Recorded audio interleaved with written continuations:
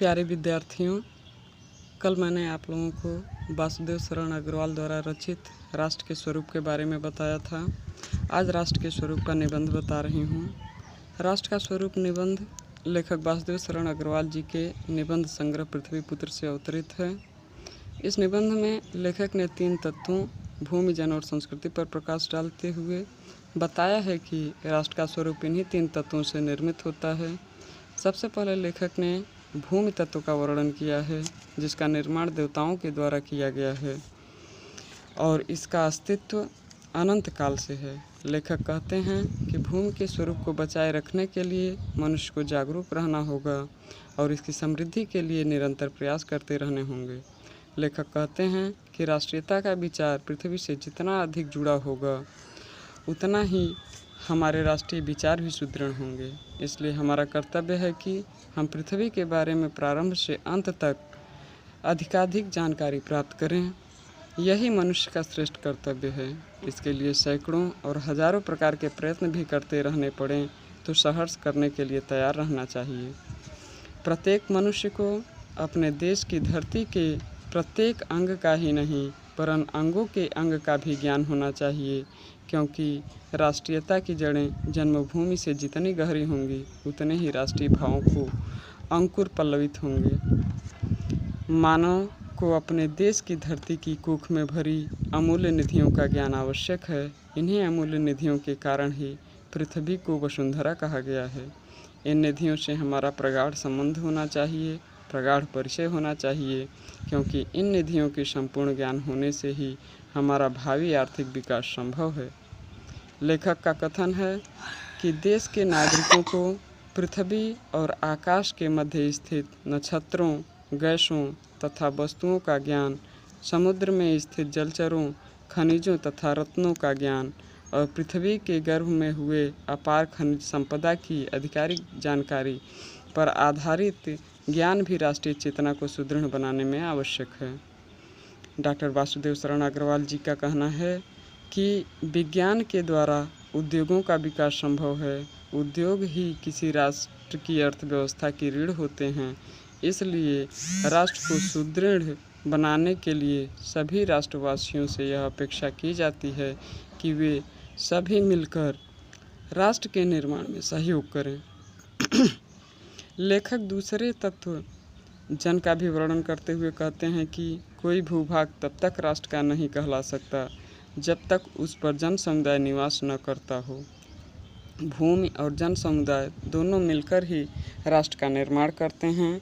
जन समुदाय होने के कारण ही भूमि मातृभूमि की संज्ञा प्राप्त करती है और पृथ्वी द्वारा माता पिता की तरह मनुष्य समुदाय का पालन करने के कारण ही पृथ्वी का पुत्र कहलाता है। प्रत्येक मनुष्य के हृदय में ये भाव उत्पन्न होने चाहिए। यही राष्ट्रीयता की कुंजी है।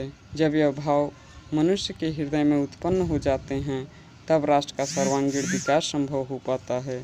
लेखक का मानना है कि मनुष्य के हृदय में पृथ्वी मेरे प्यारे बच्चों, घर में रहें, सुरक्षित रहें, लॉकडाउन के नियमों का पालन करें, नियमित रूप से साबुन से हाथ धोएं, सोशल डिस्टेंसिंग का पालन करें। प्रिय विद्यार्थियों, कक्षा 12 सामान्य हिंदी के गद्य खंड में प्रथम अध्याय के रूप में डॉक्टर वासुदेव शरण अग्रवाल द्वारा रचित राष्ट्र के स्वरूप, जो पृथ्वी पुत्र नामक निबंध से लिया गया है, में राष्ट्र के स्वरूप को अस्थायित्व प्रदान करने के लिए इसके तीनों अंगों भूमि, जन एवं संस्कृति के समग्र विकास पर बल दिया गया है। भूमि माता अपने सभी पुत्रों पर समान भाव से पालन करती है।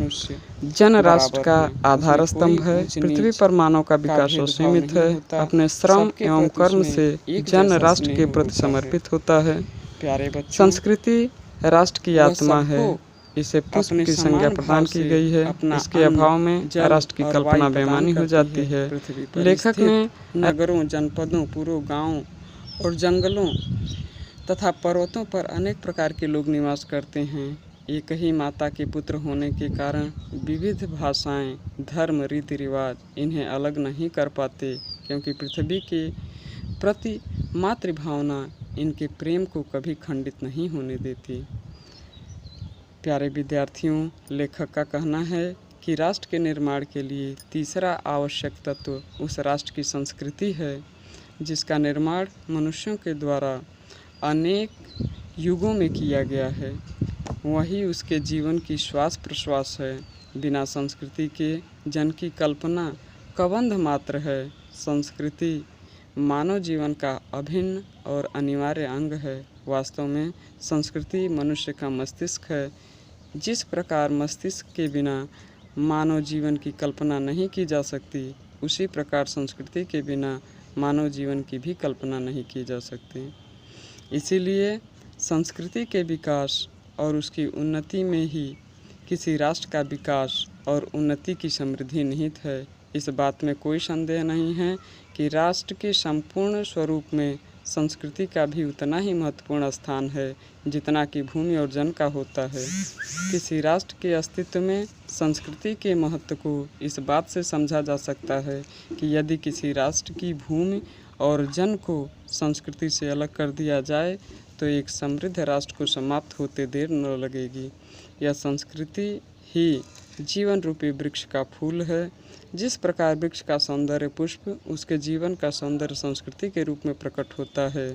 लेखक कहता है कि जिस प्रकार जंगल में विभिन्न वनस्पतियाँ तथा विभिन्न नामों से पुकारे जाने वाली नदियों में कोई विरोध तथा भेदभाव दिखाई नहीं देता, ठीक उसी प्रकार एक राष्ट्र के नागरिक को भी चाहिए कि वे विविधता में एकता का समन्वय स्थापित करने के लिए जाति, धर्म, भाषा, संप्रदाय या क्षेत्र की तुच्छ भावना को भूलकर अपनी पहचान विशाल राष्ट्र के रूप में बनाएं, जिससे विविध संस्कृतियों में समन्वय स्थापित हो सके।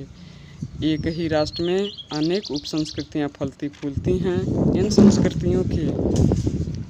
इन संस्कृतियों के अनुयायी नाना प्रकार के आमोदों प्रमोदों में अपने हृदय के उल्लास को प्रकट करते हैं।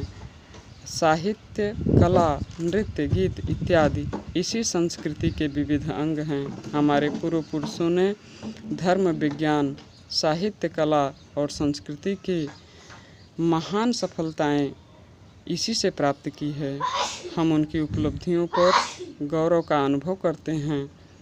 हमें उनके महान कार्यों को अपने जीवन में अपनाना चाहिए। राष्ट्र की प्रगति और समृद्धि का स्वाभाविक तरीका नहीं है। ऐसा करने से ही राष्ट्र की उन्नति संभव है। जिस राष्ट्र में भूतकाल के आदर्श वर्तमान पर बोझ नहीं होते और अतीत के गौरव को ही श्रेष्ठ स्वीकार करके अंधानुकरण करने की प्रवृत्ति नहीं होती, केवल उसी राष्ट्र की उन्नति होती है। ऐसे राष्ट्र का हम अभिनंदन करते हैं।